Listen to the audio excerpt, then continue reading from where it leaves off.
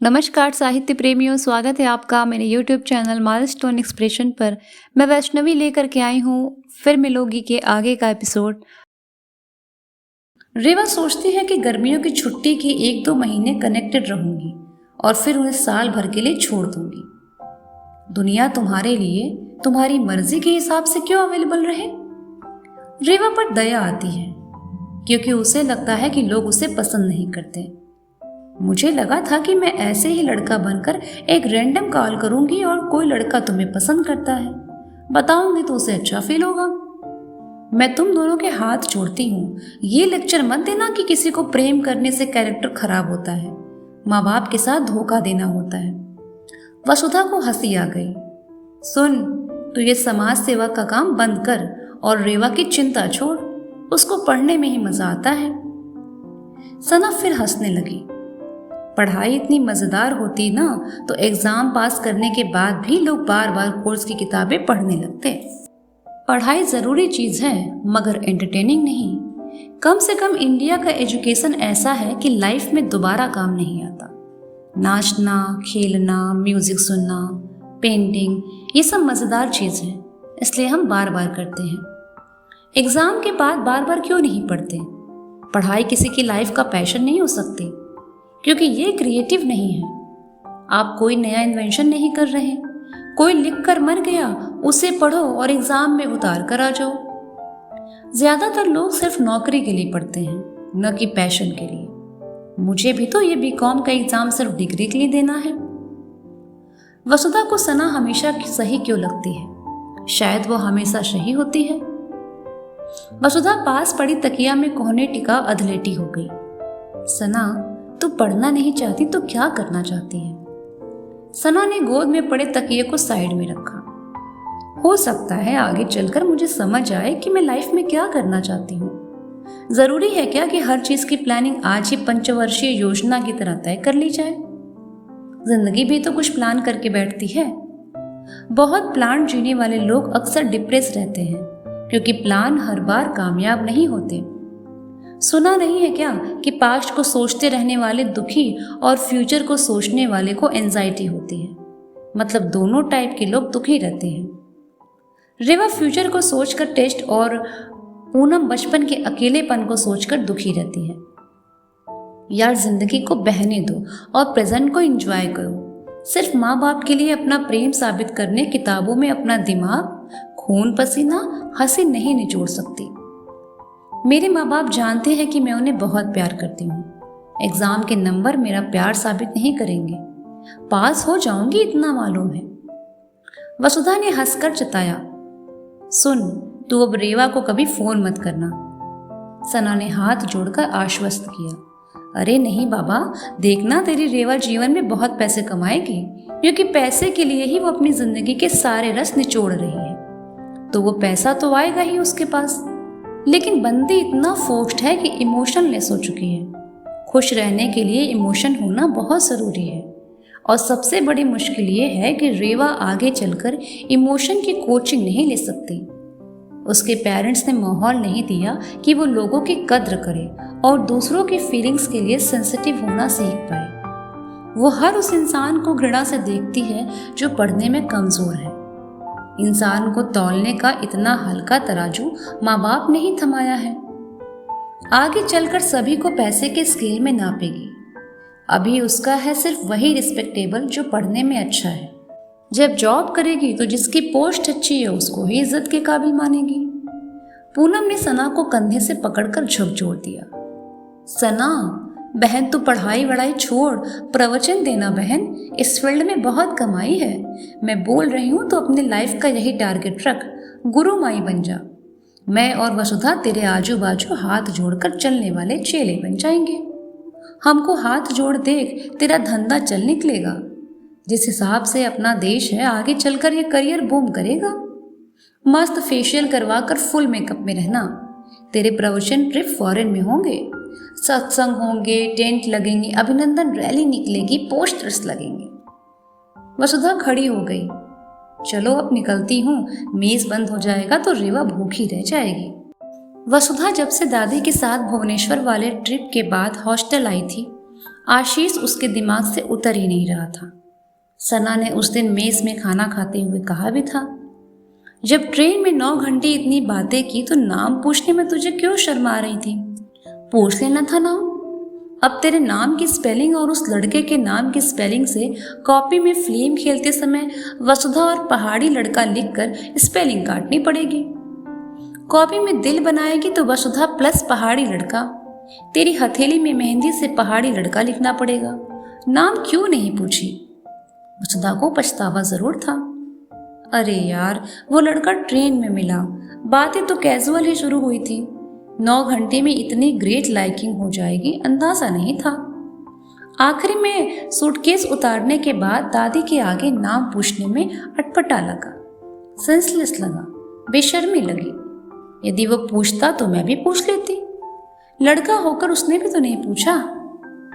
पता नहीं यार, उसकी याद आने से अखर जाता है, जीने का मन मर जाता है। दुनिया इतनी बड़ी क्यों है कि किसी के बिछड़ने के बाद हम उसे ढूंढ नहीं पाते। कल न्यूज में बता रहे थे कि शिलोंग में लैंड स्लाइड में 2 लोगों की डेथ हो गई। मुझे लगा कहीं उन 2 लोगों में वो भी तो नहीं। उसको कुछ हो गया तो मुझे पता भी नहीं चल पाएगा। सना ने खाना खत्म करके थाली सिंक में रखने गई। बहन, बिना नाम पता के दुनिया क्या मोहल्ले में भी किसी को नहीं ढूंढ सकते। एक लड़का जिसका रंग गोरा और आंखें चॉकलेटी है, इस पहचान के साथ किसी को इतनी बड़ी दुनिया में नहीं ढूंढा जा सकता। खैर, ऐसे सफर में इत्तेफाक से हुई मुलाकातों की याद गहरी होती है और अंजाम तक भी नहीं पहुंचती। वो लड़का भी पक्का तुझे याद करता होगा। चल हाथ धोकर आती हूँ। वसुधा ने अपने रूम में आज फिर एटलस निकाला, जो घर से जनरल नॉलेज की तैयारी के नाम पर लेकर आई थी।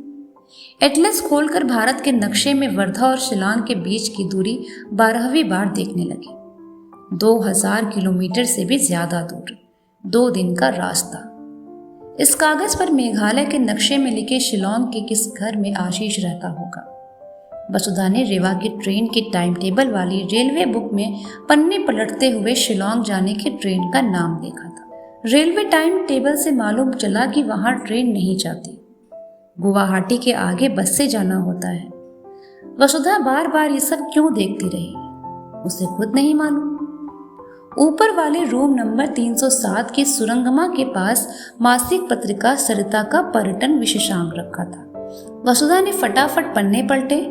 उस पत्रिका में देश के अलग अलग प्रसिद्ध पर्यटन स्थलों की जानकारियां और तस्वीरें थी। पन्ने पलटते गई। गोवा, महाबलेश्वर, केरल, शिलोंग की तस्वीरों पर हाथ फेरकर जैसे उस लड़के से मिल रही थी। उसका शहर कितना खूबसूरत है। ऊंची नीची कंचहरी पहाड़ियां, पहाड़ों से गिरती दुधिया जलधाराएं, दूर दूर तक फैली हरी मखमली चादर पर बादलों की तरह सफेदी बह रही है। बादल ओढ़े पहाड़ों के बीच से सांप की तरह लहराती शिलोंग की इन्हीं सड़कों से वो भी अपनी बाइक से गुजरता होगा।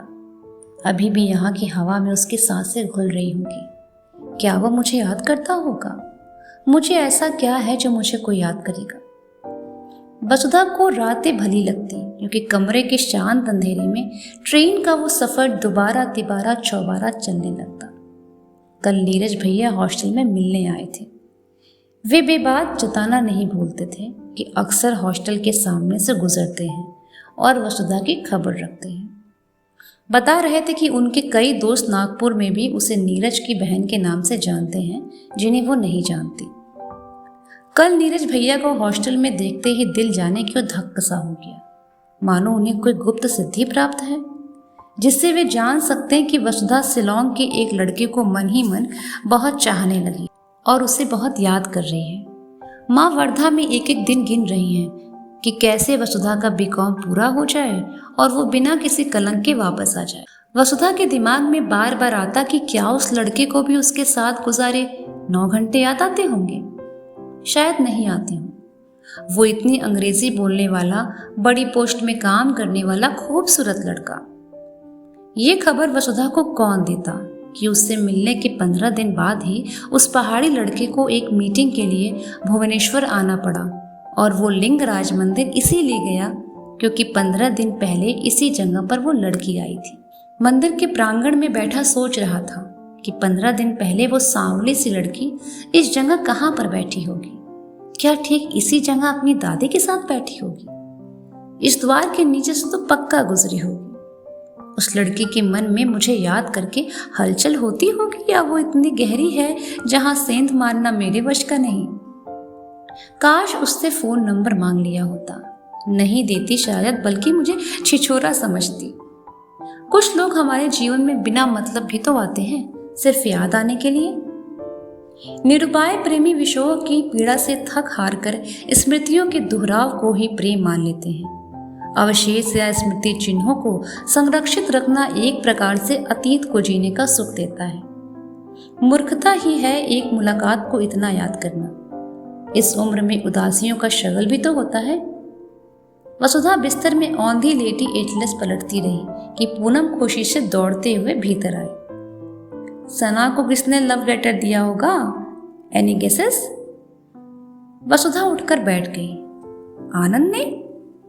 हाँ यार गजब, भाई साहब ने शेक्सपियर वाले इंग्लिश में लेटर लिखा है। सना को 10 बार तो डिक्शनरी खोलनी पड़ी लेटर पढ़ने के लिए। अभी टेलीफोन बूथ गई है उससे बात करने। 2 घंटे से बात कर रही है। मैं बूथ के बाहर सना के आने का इंतजार करती करती थक गई और उसे वहीं छोड़कर चली आई। वसुधा अभी भी आश्चर्य से बाहर नहीं आ पा रही थी। ये तो कमाल हो गया, दोनों कितने अलग हैं। एक को हंसना पसंद है, दूसरे को हंसता हुआ देखना। थोड़ी देर के बाद हॉस्टल के गेट से सना मुस्कुराती हुई भीतर आ रही थी। पूनम और वसुधा दौड़ते हुए उसका हाथ पकड़कर रूम में खींचकर ले गए। क्या बात हुई, क्या बात हुई? सना हंसने लगी। अरे कुछ खास नहीं, मैंने आनंद से कहा कि तूने बताने में इतना टाइम क्यों लिया। तुझे ये बात पहले कह देनी थी, जब पूरी क्लास को मालूम हो गया कि मैं तुझे अच्छी लगने लगी हूँ। उसके बाद तू आखिरी में बोल रहा है। वो बोला कि तू भी तो बोल सकती थी मुझसे। मैंने कहा कि टॉपर को प्रपोज करने की अपनी औकात नहीं थी, तो नहीं बोला। प्यार मार्कशीट देकर होता है क्या? तू जिसके साथ रहेगी उसकी जिंदगी खूबसूरत हो जाएगी। यार वो मुझे इतना ज्यादा पसंद करता है, मुझे आज मालूम हुआ। आनंद की बात सुनकर लग रहा है मैं सच में क्यूट हूँ। मुझे तो लगा था कि मैं बकवास करती हूँ। पूनम ने सवाल किया। मतलब प्रॉपर अफेयर शुरू? तेरे घर में शादी के लिए कोई दिक्कत नहीं होगी? सना झुंझला गई। हद है यार, अभी शादी वादी उतनी दूर की कौन सोचता है। मैं ये जानती हूँ कि वो बहुत अच्छा लड़का है, सच्चा लड़का है। उसकी हर बात पर मैं ट्रस्ट कर सकती हूँ। एक दूसरे को 2 साल से देखी तो रहे हैं क्लास में। उसके साथ मेरा कंफर्ट लेवल कुछ दिन समय साथ बिताने के बाद ही समझ में आएगा कि हम साथ जिंदगी बिता सकते हैं या नहीं। नहीं जमा तो अलग हो जाएंगे। पहले मैं खुद तो मेरी फैमिली से मिलाने लायक श्योर हो जाऊं। हाँ कहने का मतलब रिलेशनशिप में रहने के लिए हाँ है, शादी के लिए नहीं। ये तो समय बताएगा कि हम दोनों की बॉन्डिंग कैसी रहेगी। यदि लड़के में कोई मेजर फॉल्ट नहीं है, जैसे एकदम गुंडा शराबी ना हो, तो मेरे पेरेंट्स को कोई दिक्कत नहीं होगी। सना अब क्लास में हर पीरियड के बाद मिलने वाले 5 मिनट के ब्रेक में भी आनंद के पास जाकर गप्पे मारने लगती। अक्सर वो उसके ठीक पीछे वाली बेंच पर बैठती और लगातार छेड़ती रहती। तू इस पेन से क्यों लिखता है? मैं जिससे लिखती हूँ उससे लिखा कर। मेरी राइटिंग इस पेन की वजह से ही तो सुंदर है। हमारे हॉस्टल की लड़कियों को जब बॉयफ्रेंड को ग्रीटिंग भेजना हो तो सभी लोग मुझसे ही लिखवाती हैं। आनंद हंसा। तेरी पेन से मेरी राइटिंग भी तेरी राइटिंग जितनी सुंदर हो जाएगी, लेकिन यदि नंबर भी तेरे नंबर जैसे आने लगे तो? सभी ठहाका लगाने लगे तो आनंद ने सना के सर पर प्यार से हाथ फेर दिया। हालांकि सना इन हंसने वालों से बिल्कुल भी बेअसर थी। हाँ यार, बात तो तेरी सही है, कहीं मेरे जैसे नंबर आने लगे। तू जानता है पढ़ाई मुझे पसंद नहीं। तू बता पढ़ाई के अलावा तुझे और क्या पसंद है? आनंद हंसा। तेरी बकवास। सना की सुंदर आंखें प्रेम से भर गईं। सना के चेहरे पर आई ये ललाई पहले किसी ने नहीं देखी थी। अपनी चेयर पर बैठे हुए पीछे पलटकर आनंद ने फिर कहा, क्लास में ये जो तू लास्ट बेंच पर अपनी गप्पों की दुकान लगाती है ना और सुनने वालों से घिरी होती है, ये मुझे बेहद पसंद है। सना को सुनकर अच्छा लगा। अच्छा, लेकिन मेरे इस गप्पेबाजी का जीवन में कोई फायदा नहीं। इससे आखिर में मुझे क्या मिलेगा? आनंद गंभीर हो गया। तुझे मजा आता है? लाइफ में मजा आना या अच्छा लगना सबसे इम्पोर्टेंट बात है यार। क्या हर चीज से कुछ मैटेरियलिस्टिक मिलना जरूरी है? लोग तुझे इसलिए प्यार करते हैं क्योंकि तू बहुत पॉजिटिव रहती है। मेरा तो बस नाम आनंद है, लेकिन असल आनंद में तो तू रहती है। सना खुद को आनंद के नजरिए से देख रही थी। अच्छा, मेरी कौन सी बात तुझे नापसंद है? आनंद फिर से मुस्कुराया। तेरा एब्सेंट होना। सना के सवालों का सिलसिला जारी रहा। मुझसे पूछना कि सना तुझे मुझ में क्या पसंद है। मैं जानता हूं तुझे क्या पसंद है। सना हंसने लगी। बता, मुझे क्या पसंद है? तुझे अपने चारों तरफ दरबार लगाना पसंद है। सना ने गुस्से में घूरा। तूने अगर मेरे साइड से ये बकवास आंसर नहीं दिया तो तुझे ज्यादा आंसर सुनने को मिलता कि मुझे क्या पसंद है। आनंद जैसे पहले से ही सना का शरारती उत्तर जानता था। उसने नरमाई से सना की नाक पकड़कर खींच दी। तो दोस्तों, ये था उपन्यास फिर मिलोगी की आज का हिस्सा। मैं वैष्णवी मिलती हूँ आपसे अगले एपिसोड में। तब तक जुड़े रहिए और महसूस कीजिए इस अद्भुत कहानी की हर धड़कन को।